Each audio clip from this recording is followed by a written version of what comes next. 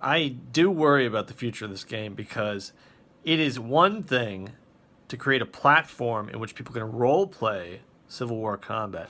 It's entirely another to create a platform in which people can role play Civil War combat competitively. I also know that no matter how this game develops years from now, there will still be those of you trying to shove a square peg into a round hole. You'll have your own locked servers and closed events, and everybody will be trying to make Civil War combat work in these events. And with no incentive to actually behave, players will constantly be pushing the rules. You're constantly tearing your hair out, and you will never be the best players in the game. The best players in the game will be some random clan, probably named like GAR or something. They will kick everybody else's ass in the game because they're playing it competitively while you are trying to role play to get the experience that you think the game should be. Would it be possible for us to push far right and get some flanking fire? I was thinking about that, but I wonder if it'd be considered Rambos because there's only 2 of us. I don't know. I mean, he said stay in pairs. Constantly forcing players to go against their own self-interest in order to have the gameplay experience that they came to the game to have is absolutely a losing proposition, which will result in another fledgling niche realism community. And to me, this game is the ultimate project in realism. Unless anybody honestly wants another shooter with rifled muskets and bayonets, and mostly bayonets because it is faster to run a 100-yard dash in the game to your enemy and stab him in the face than reload your musket. Bayonets are great to have, but they should be a weapon of fear and not just a way to kill your enemy a lot faster than reloading your musket. And that's just it. You don't have fear in the game.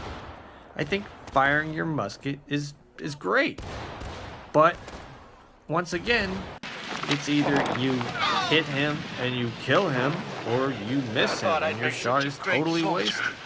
So far, so Once good. again, you're missing a crucial piece of the puzzle, which is fear.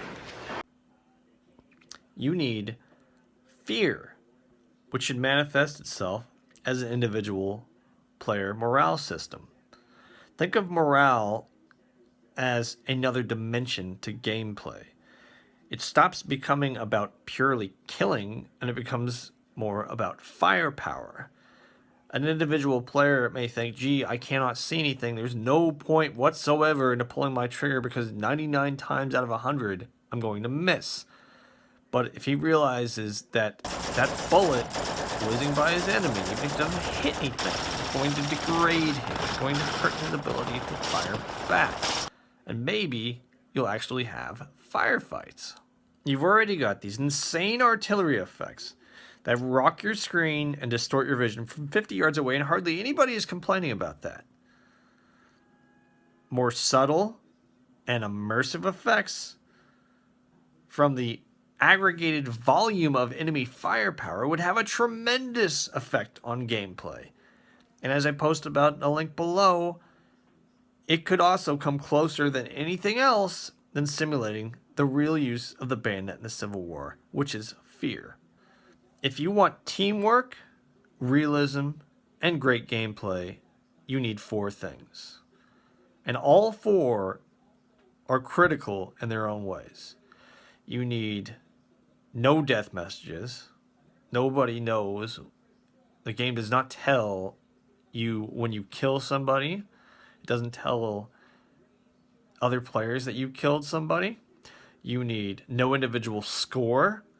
There's no kill counts. There's no point counts. You need 3D local voice chat. And all 3 of those you have, but you also need morale. Without morale, you'll never have firefights. You'll only have pretend firefights. And with pretend firefights, you'll still have players trying to have real ones because they know that Civil War combat is more than firing once and charging. And as long as people roleplay to get the experience they want, you won't have true competition. Without real competition, you'll lose players. And in my opinion, what the hell are you playing a game for if you don't want to compete. It's far better to attract a wide array of players who play a certain way because it's competitively, not because they want to do online virtual reenacting. It drives me nuts because you see this time and time again across all sorts of different genres and their realism communities. You have these fanatical players, these mature players, and you still don't get the best organizer. You still don't get the best competitors. You still don't get the best people in your community because you don't provide a game which truly This is a bad has idea. realism Sorry, and we have too many competition people. together. No, we're the same speed. Do not make a game about Civil War combat where standing shoulder to shoulder is just role playing and not competing.